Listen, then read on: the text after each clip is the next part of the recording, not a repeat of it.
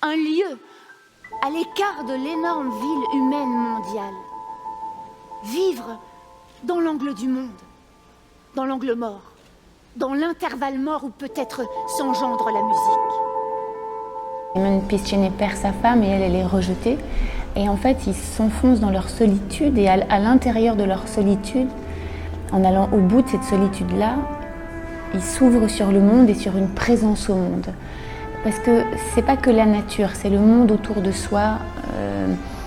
Rosemunde, par exemple, elle est à New York et c'est à New York d'un seul coup elle se met à entendre les bruits du monde. Donc, la nature n'est pas opposée, c'est vraiment le monde, c'est la présence au monde.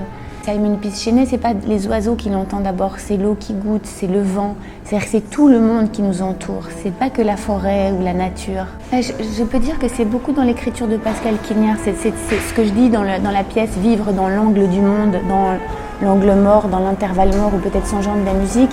Je trouve que ça traverse toute son œuvre, c'est-à-dire se retirer du social, se retirer de quelque chose qui nous préfabrique et d'aller dans sa solitude la plus profonde, ou je dirais dans son inconscient, dans sa sauvagerie. On peut trouver des mots multiples, mais c'est pas une négation du monde, c'est un retrait où finalement il y a un abandon de soi, il y a une ouverture au monde qui est extraordinaire et qu'on peut voir dans son écriture, des fois les phrases si incisives, si précises qu'il utilise pour décrire des toutes petites choses. Je me souviens dans un livre, il décrit comment les toutes petites fougères sont repliées comme des mains de bébé. C'est des choses, faut avoir un regard sur le monde extrêmement.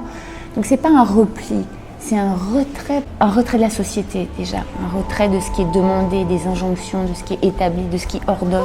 Il note des mois durant, des saisons durant, des années durant, du bout de sa plume avec son écriture minuscule sur ses cahiers, la pluie, le vent, le coup de bourrasque et le calme soudain, et tous les chants des oiseaux qui viennent nicher. Pascal Quignard me propose quelque chose et hop, je rebondis, mais on choisit pas un thème qu'on va travailler, c'est plutôt quelque chose qui nous...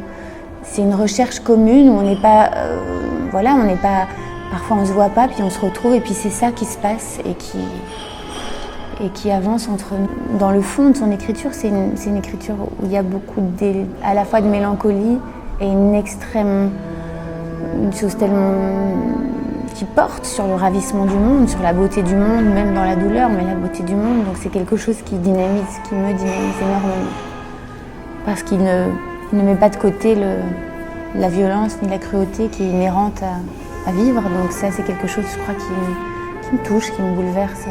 On a vraiment réfléchi à la scénographie en fonction du cloître.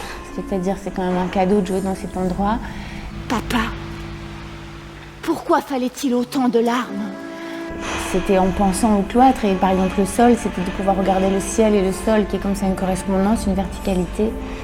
J'ai travaillé avec Dalila Katir, qui est une femme extraordinaire, parce qu'elle c'est la joie de vivre incarnée, et du coup, j'ai pas eu la sensation de travailler, en fait.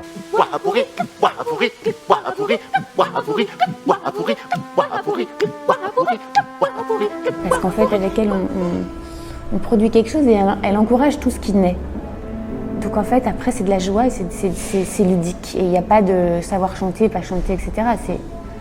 C'est joyeux, c'est merveilleux, et ça rejoint absolument la position des oiseaux, c'est-à-dire c'est juste d'être là et de le faire, c'est tout. Mais ce jardin, c'est elle qui l'a conçu. Maintenant, c'est son visage. C'est un merveilleux visage, invieillissable.